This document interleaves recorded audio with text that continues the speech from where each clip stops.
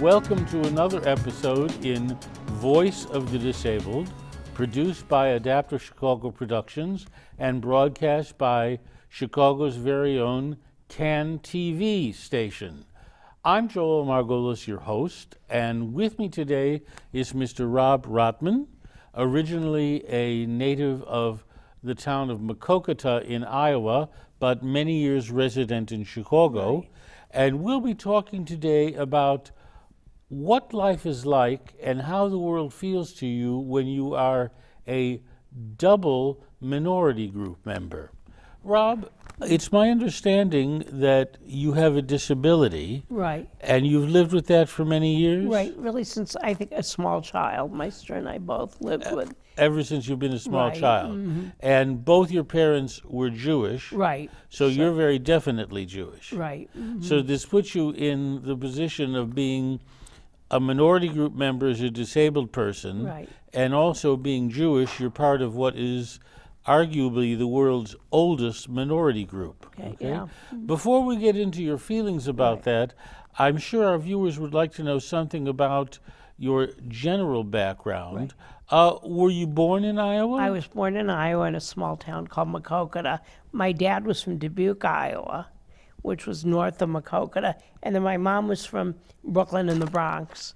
They met at my dad's nephew's bar mitzvah in the Bronx, and Now, most Jews in America live in large cities. Right. Okay. Did your father's parents come to Dubuque from someplace else? actually they came from Russia. All my grandparents are from Russia. My dad's parents first settled in Manchester, and then they moved to Dubuque.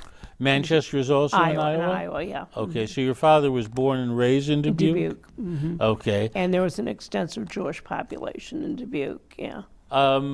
Now, did you go to public schools all your life? Yes.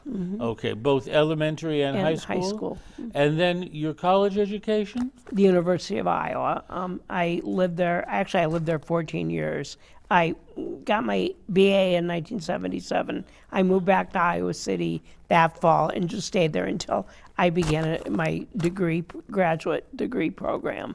So you went from Maquoketa to Iowa City to attend the University of Iowa originally as an undergraduate. Right. And what was your major? Theater, dramatic Okay. art. And then after graduation, you stayed on there? Right, yeah. I mean, it's a great city, and why not? Yeah. And you pursued graduate work there? Yeah, I took classes part-time, but then in 1984, I began a grad program. From 77 to 83, were you also working part-time? Kind of, yeah, like the student library, yeah. And things of that sort? Right. Campus jobs? Right, and I was taking classes. So. And then you went to graduate Right. school, also in theater? Theater. Okay, and then after, I assume you took a master's in theater? Yeah. And then what was your next step? In 1987, I got my MA and moved to Chicago. Okay, and was it chiefly Chicago's expanding theater life that drew Yeah. you? Oh, yeah, yeah. Okay, and have you had any jobs in theater in Chicago? I've done some very good acting with Remains, Blue Rider Theater, and of course I've worked a lot with Telling Tales Theater that our good friend Techie Limnicki runs. So you did have roles at the Remains Theater. Where is that? No longer. It was a theater on North Clybourne. It has since closed, yeah. And then you were at the... Well, I've acted with Telling Tales Theater Company, which Techie Limnicki runs. And That's that performs also on the Northwest side? Well, it performs all over Chicago, yeah. It's a mobile group. Mobile Okay. group, yeah. And I believe you have also done some work either with Victory Gardens? Victory Gardens Audience Development Playwrights Workshop. Yeah. So that was not on stage, but no, rather just writing and then administration and support services. Right. So you've seen the world of theater from more than one dimension. Oh, yeah. Yep. Okay. Now, as a disabled person, Right. were you forced to go to special schools as a child? I did not have any kind of special education. I was always a C student. I think I do have some cognitive problems that were never looked at. I have very poor handwriting, and that's been a setback in terms of me getting real work and everything. So your chief disability was a motor disability? Yeah. in bodily movement, Yeah. and especially in use of the hands to Hands, write. yeah. Now, how did this affect you in elementary school? It was very hard for me to write tests and everything, and I really felt pushed aside and everything. Yeah. So Did this mean that you were nonetheless forced to write by hand? Yeah. Compositions right, and things of that things sort? like that. Okay. The school had no way of providing some kind of helping service for you? No. Okay. And you were not excused from any of the standard writing exercises? No.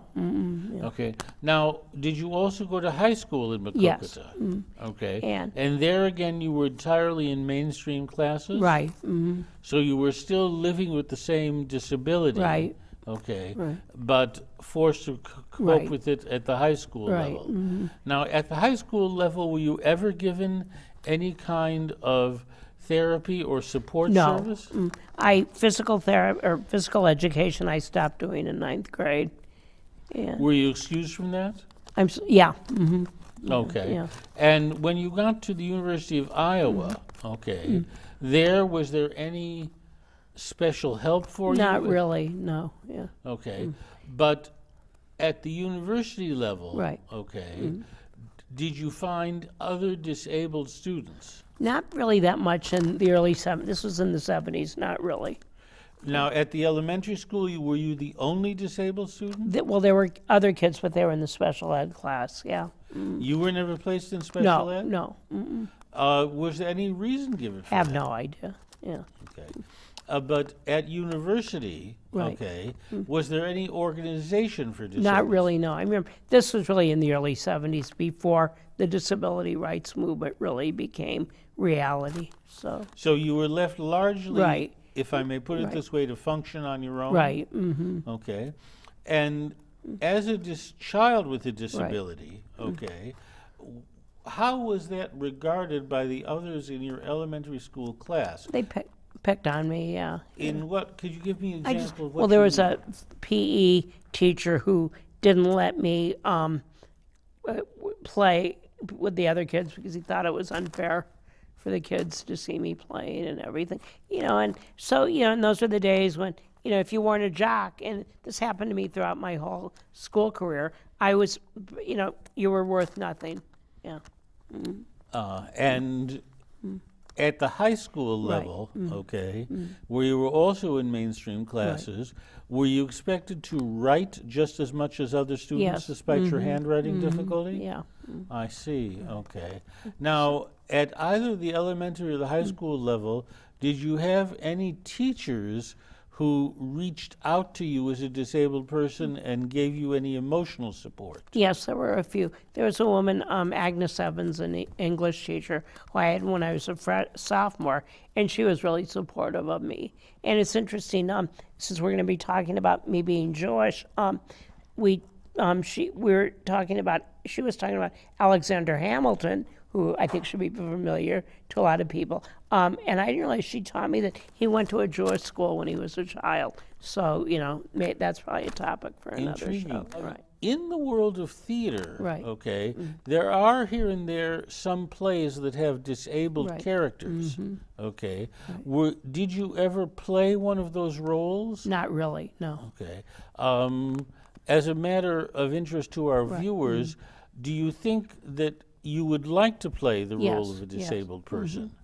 Okay. If you had your choice Right.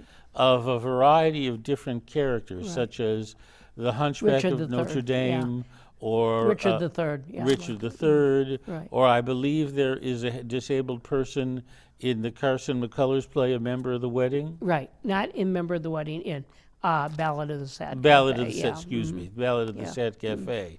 And there are disabled characters in, I believe also in The Glass Menagerie, the daughter of the family has a disability. If you had your choice, is there any particular character you would particularly like to play? Richard III, yeah. Richard III. What was his disability? A hunchback. He was hunchbacked. Right, And he lived in England In what, 16th century, 1500s? when there was very little understanding Right, of of these things. disability, yeah. Yeah, I can Right. well understand that. Right. Now, in Maquoketa, where Right. you grew up, Right. were there any other Jewish students in your There was elementary? another family, but we really didn't have contact with them. Yeah. One other Jewish Right, family. So Did- I really, my dad would take me to shul, but I really had very little contact with the religious aspect of Judaism. Very little contact with Judaism as a religious Religion, yeah. form. Okay. In high school, were you also one of just a handful of Jewish Oh, yeah, students? yep. Okay. In elementary school, okay, Right. in addition to the fact that there may have been teachers who were unsympathetic because you were disabled, Right. okay, did you ever feel that you were being singled out or made to feel different because you were Jewish? Not in elementary school, yeah. Junior high, it was interesting. I had a librarian who I asked, are you going to put Mad Magazine in the library? He said, no, it's socialist. But he ended up putting Mein Kampf in. Yeah, so that's kind of an interesting. I don't look on that as anti-Semitism, but certainly, yeah. Now, did you have any teachers who ever expressed hostility towards Jews? There were a couple, and this began when I was in high school. Yeah, I had one teacher.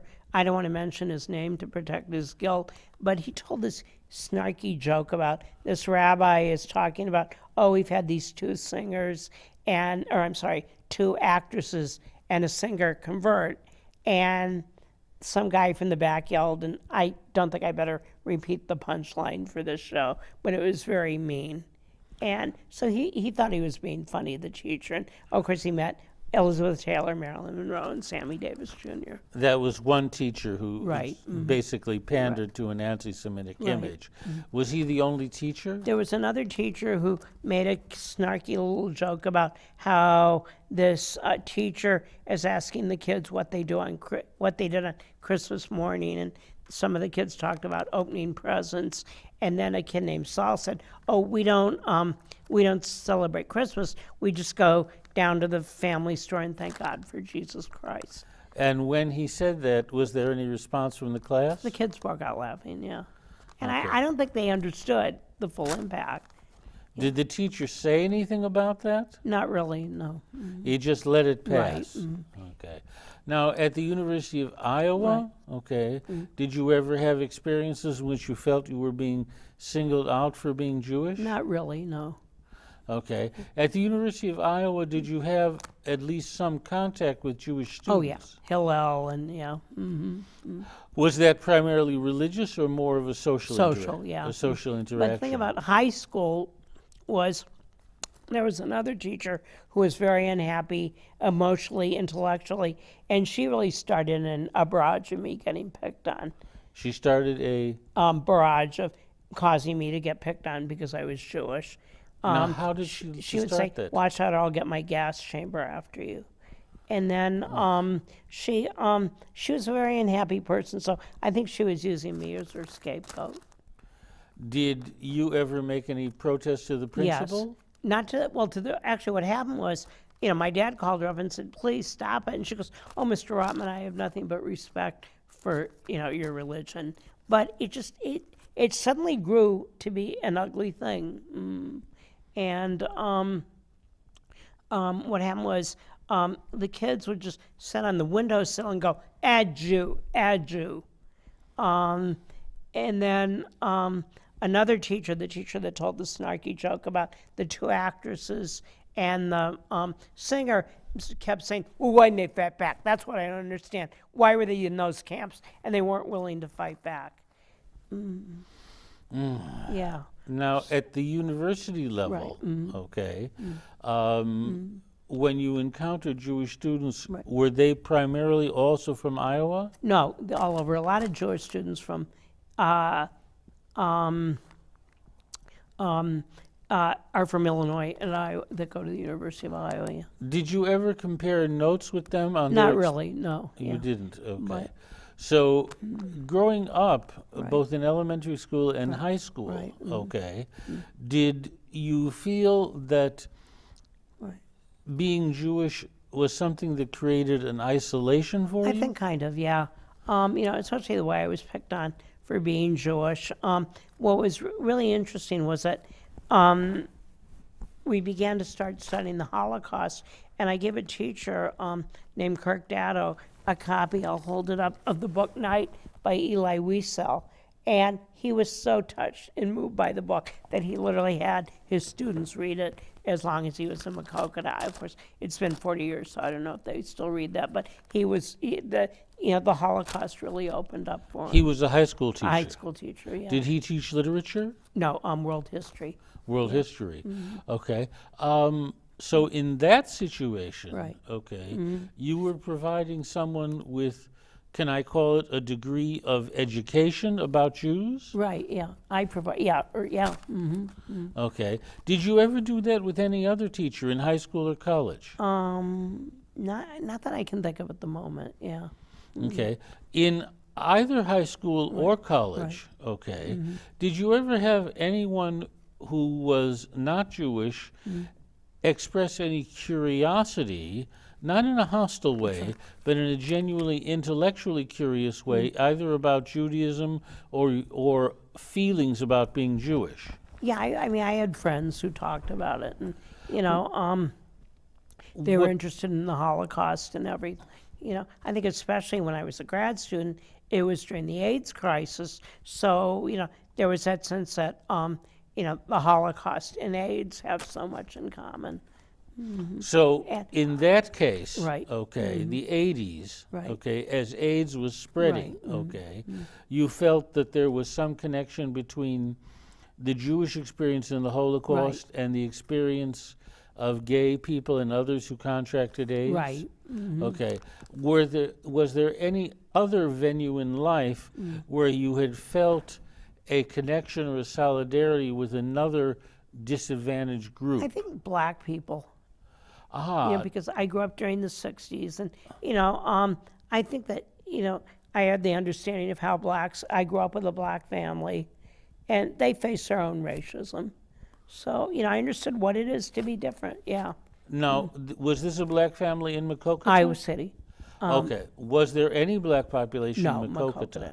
no. Okay. So in elementary school and in high school, you simply had no black classmates. No. It was only when you came to At University of Iowa, yeah. University of Iowa, then you came in contact with Right, black white people. people, yeah. Okay. Was that largely with black students? Students, yeah. I had a few black professors, yeah. I'm wondering though, what do you think has been the effect on your social position in the world of being both disabled Right. and Jewish, separate and apart from any psychological experiences? Do you think that this has socially isolated you in some way? I mean, I think people in high school, I feel, kids picked on me because I thought that I had it easy. My dad was a well-off car dealer. Well, he's just going to go into daddy's business. And one of the teachers said to me, I don't see you doing that much in your life. Your foray will probably be business. And it's interesting, my dad called the school principal and said, why is Bobby going through this? And the principal had said, oh God, Mr. Rotman, these kids don't respect me. They come into class or my office and go, how are you doing today, Bill? So there was so much anger, Anger on I think just in the school created by what I was going through. Just in terms of being Jewish and being disabled, yeah. anger on your part. Right, and anger on, I think they just thought they could get away with it. So, if I understand you correctly, you felt both a social separateness, Right, a psychological isolation, Right. and wrapped up with that was a sense of anger. I think, yeah. Okay. Did the anger have any particular outlet for you? I would, shout, stop it and everything, and the kids would laugh at me. Well, you talk about weird. I haven't really talked to any of the people that picked on me since then. It's been 40 years. But I did have at a high school reunion a young football jock, which I suppose is stereotyping, said, Bob, a lot of kids picked on you, but I never did, which really made me feel good. What's interesting, a lot of the kids that picked on me, there was one kid who that died in a car accident 6 months after he graduated in 1975. This was on the day that some friends and I went to see the great pianist Vladimir Horowitz in Iowa City. And I've written a piece about this and how strange that, you go to see this legend, the great pianist Horowitz, on the day a high school classmate dies who's at 18, and here's this great pianist still, performing at 71, yeah.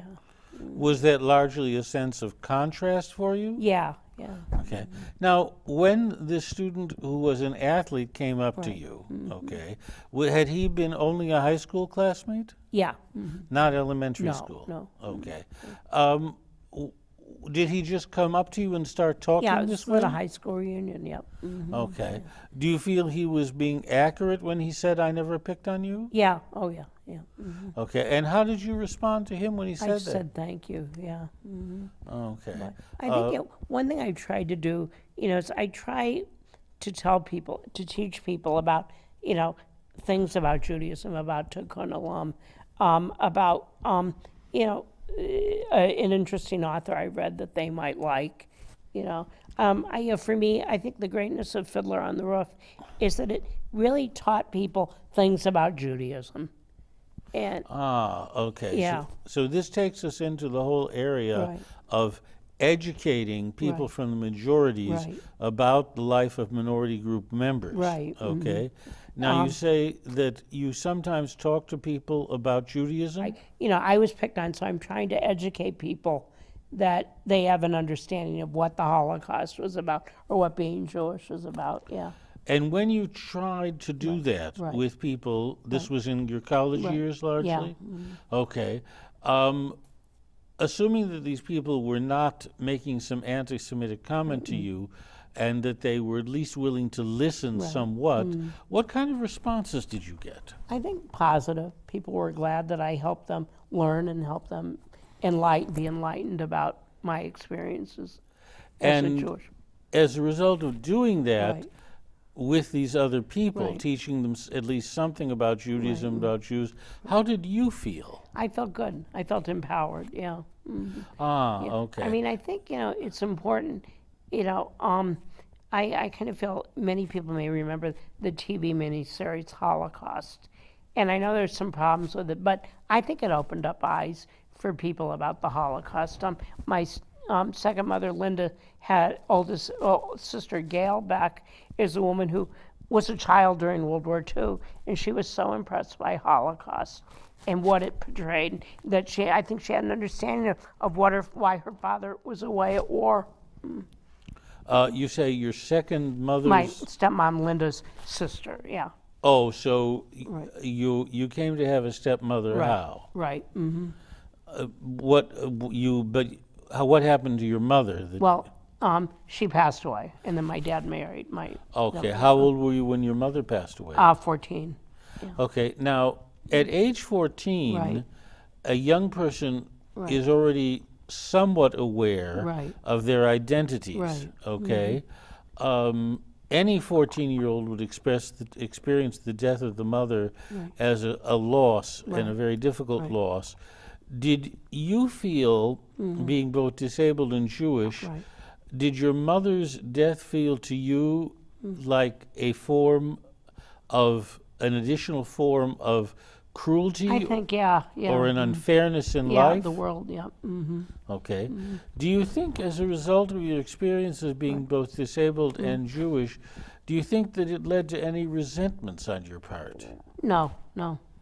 You don't feel a sense of desire for revenge or things of that sort? A little, about, people, Okay.